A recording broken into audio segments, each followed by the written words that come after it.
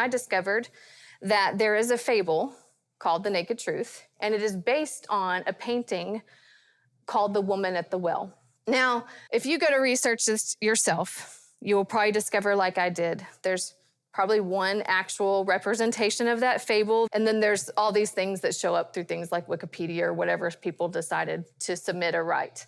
Today, I'm sharing with you 3 different versions. I will say if you go research it, you may even find something else, but this is what the Lord used to give me revelation. So as I was researching the fable of The Naked Truth, and what it says is that one day a woman named Truth was out walking along, and Lie, his name was Lie, came up to meet her, asked her to go swimming. So they are swimming in this well, the water, and the Lie jumps out and steals Truth's clothing and runs away with its clothing. So the Truth was left sitting there naked.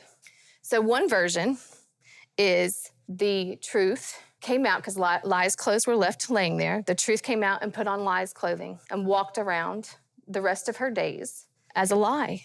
We're going to call that door number 1 of our choice. Door number 2, another version that I found, is that Truth was so embarrassed and so ashamed that she was naked that she stayed in the water. She wouldn't come out. She hid. That's door number 2.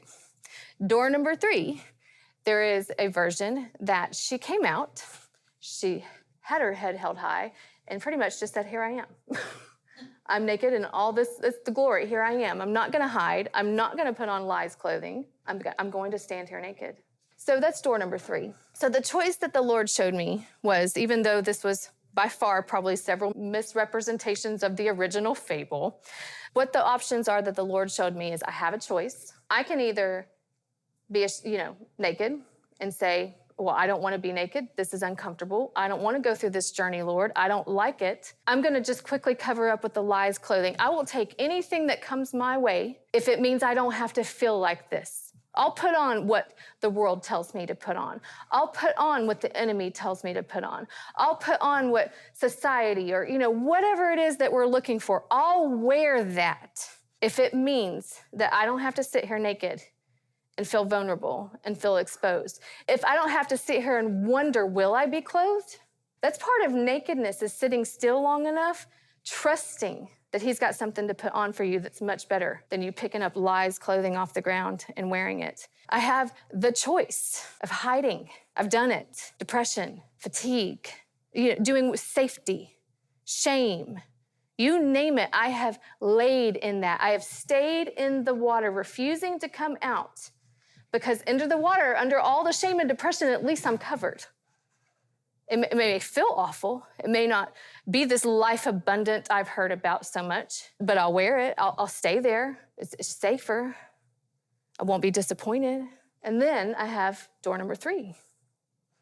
What would that be like? I've met a few women in my lifetime, and I will tell you this. Do they have what society says is the body they should have? No. But have I seen them just walk out there on the beach, strutting it? And I'm like, how do you do that? I don't have that in me. I long for that.